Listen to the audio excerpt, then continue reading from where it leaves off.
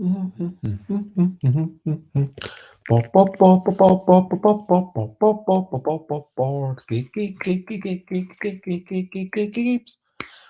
games, board games. We might talk about 10 in a list.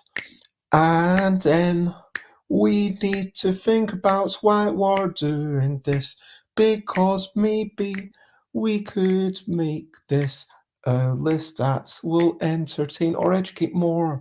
But think about what we're doing it for. Board games and top 10 lists is what we're talking about. Board games and top 10 lists. I'm not gonna shout. Hello, good morning, good afternoon, good whatever it is, wherever you are. It's 10 a.m. ish UK time. Time for Busy Beats and Board Game Bladder. And yes, I know it's a bit after 10 a.m. ish. But yes, generally not super well. So I want to talk quickly about top 10 lists. I mean, now is the season that Spotify comes in with the Spotify Unwrapped. This is what you listen to the most. And Steam comes in with its, hey, here's what you played the most. And people come in with top 10 games of 2022, top 10 things of this. And yeah, I think that there's 4 things that I'd like to talk about, scrolling at the bottom. But first, let's recent highlights, living life and seeing the sights, recent highlights, playing games and other delights. Recent highlights. So many games on Board Game Arena. Tomorrow I might just spend a bit longer doing it and talking about all of those. Via Magica is something that I originally enjoyed, but then grew to be fatigued by, because of the luck dependence in it, and it feels like you don't get. It's kind of nice on Board Game Arena because you can just go there and do things mindlessly, but conversely, Sensei, an abstract game, seems like something that I'm quite enjoying, and I still wrapping my head around that. But yeah, just not doing well. Just oversleeping, and yeah, brilliant thing. What's the little thing which is brilliant? Beds, mattresses, having a comfortable mattress, having a smooth mattress. Let's talk about smoothness. When you don't feel jaggy bits going into your skin. Okay, so like the absence of something being brilliant is a bit of a weird way to put things, but genuinely just wow, it's so smooth. It's like having something that's the softness. Mattresses are brilliant. As always, feel free to comment, ask questions from like follow. I'm going to give you 4 things that I think are important, but I would like to hear about what you think is important. And so, yeah, what's important in top 10 lists? Of course, the first thing is to find your purpose. Why are you doing this? I mean, are you doing this to entertain people? Are you doing this because you want lots of clicks? Are you doing this because you think you have something to say? Are you doing this because you really want to educate and be known as someone who's able to give people the top 10 things of that year? Because your purpose, once you work out why you're doing what you want to do, you'll be able to do it better. I mean, think if you realize that, hey, I'm doing this for the sake of being thorough, and think about who you're doing it for. Are you doing it for people who are into lights games? Are you trying to get them to know about new games?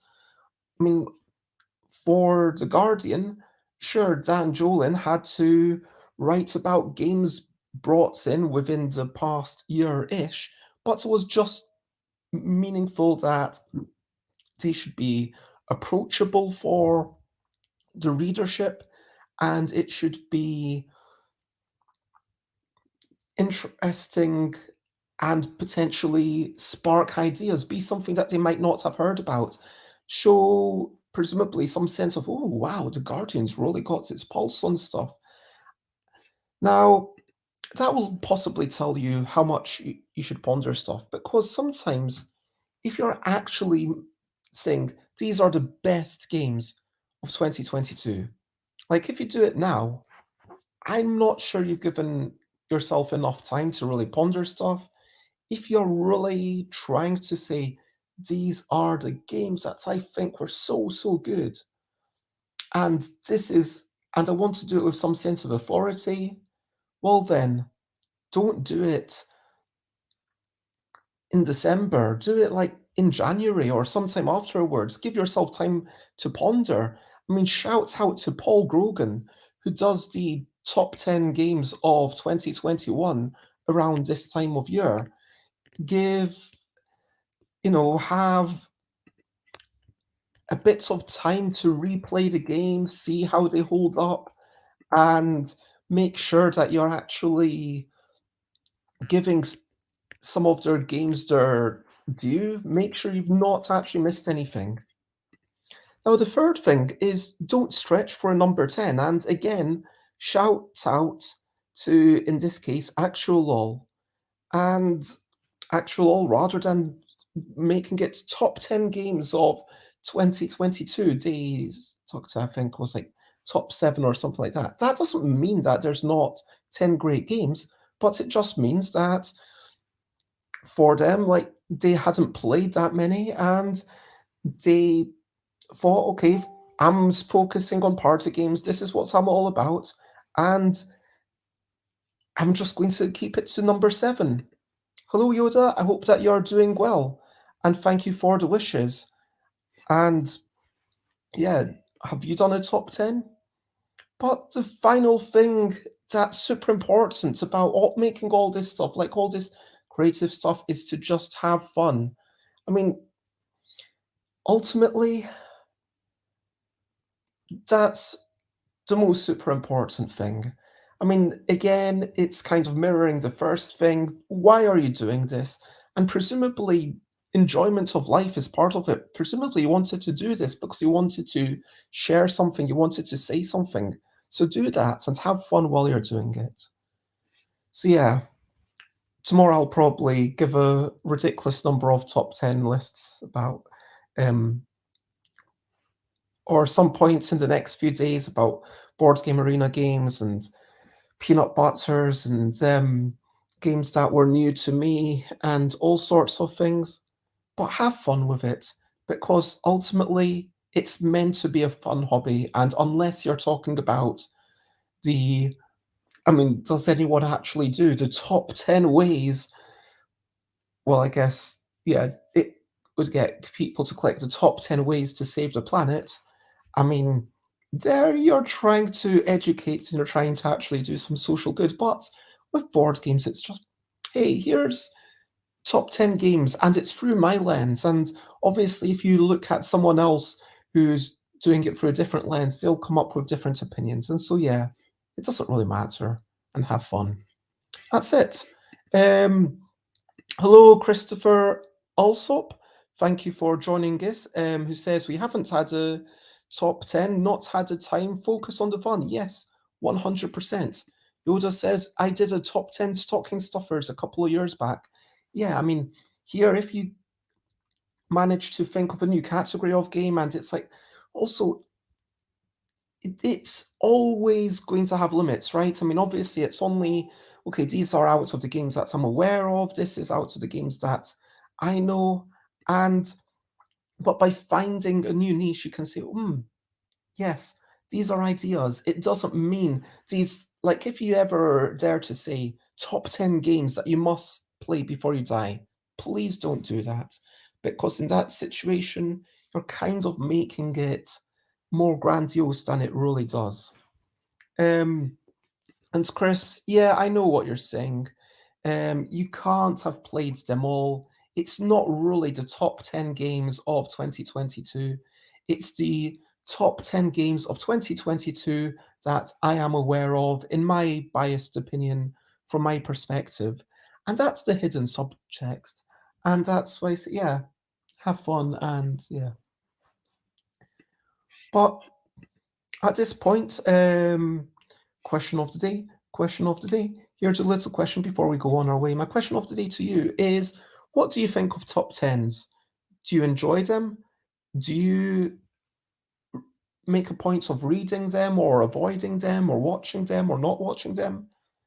I mean, yeah, I'm just curious, what is your top, and do you have a favorite top 10 or top list or whatever? That's what my question is to you. I mean, yeah, if it seems like a category that I'm interested in and I respect the um, person who made it, then I will have a quick look at what the names of the games are just so I can be aware of it. But yeah, there are problems, and someone on Board Game Trading and Chats UK mentioned that someone in their top 10 mentioned a game that they'd only played once. And if they've only played it once, how can it really be in their top 10? And they've played it at the convention, they bought it, they haven't played it since. And so, what's up with that? I mean, how can you really say? Um, Chris says, yeah, exactly that. They may highlight some games I haven't played, but I tend to avoid them. I watch them out of idle curiosity, and that's the thing. It does pique your curiosity. I mean, it's the whole clickbait. It's the whole, ooh, you might be surprised by number 3. I like them, but never give them too much gravitas. And yeah, I think that's the thing. If any top 10 is going to get more people clicking. So over to you. What are you up to? You can share button if you want to. What are you up to today? Hogmanay 2022, as Yoda said, the final day of the year. What are you up to? I am, yeah, just focusing on sleeping and recovering, and I don't know if I'll even be going out today, but we'll see. Is there something that you want to share? If there's something you want to do or need to do, please share. I promise I care. Um, While you type up your messages, let me recap and wrap up before we finish up. So, to recap and wrap up, you do your top 10 if you want, don't do it if you don't, but find your purpose. Think about why you're doing it. Are you doing it because you want the views? I mean, that seems like a reasonable thing, but is views the only thing that you're after? Try to be true to yourself. Try to think, are you being are you trying to be as thorough as you can be? Are you trying to um, do it? Who are you aiming it for? Are you trying to do it for fun? Yeah, I mean, hopefully it's always fun. And then take time to ponder. You don't need to do it straight away. Don't stretch for number 10. If you want to do top 5 or top 7, that's just as good. And frankly, I think that a really solid top 5 is probably better than a weak top 10, where anything in your top X, that kind of means that this is, hey, this is a real recommendation. But ultimately, everything that I've said, it's up to you. Just have fun with it. And whatever you're doing in life, please do enjoy yourself. Um,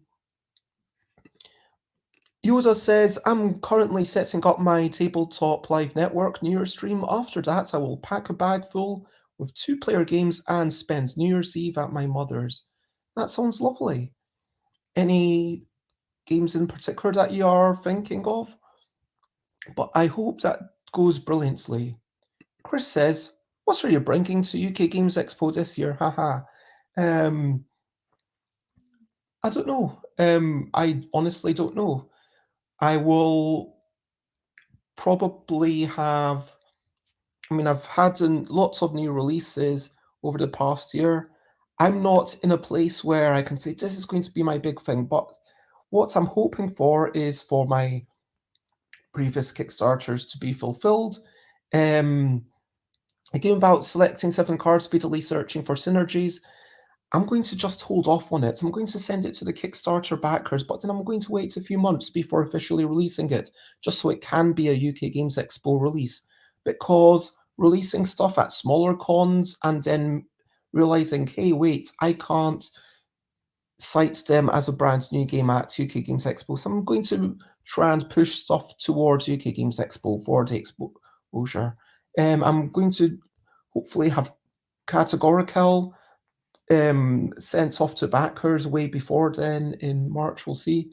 The new style of the L deck, maybe even another one, and maybe even the Drawn Together game, which is a game about two people coloring in a thing, and then you find out who won by involving a third person.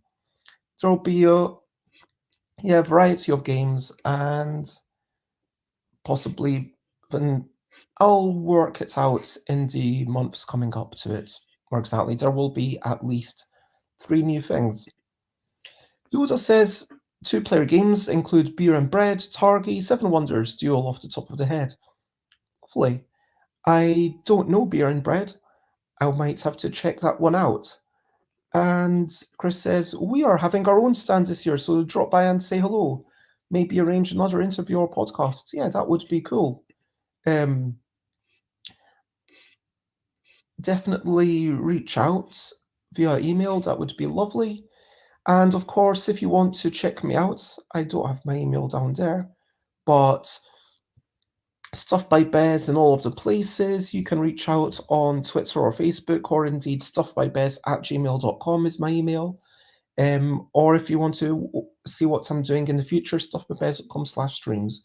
For now, I'm going to take it relatively easy until I'm feeling back to at least 60%, because rather than 30, 40 or worse. But share, spread the word. Thank you very much, everyone, for watching. And to all the YouTubers, the writers, the people who continue to entertain, keep being true to yourself. And please don't feel like you have to do things at a certain time or whatever just because other people are doing it.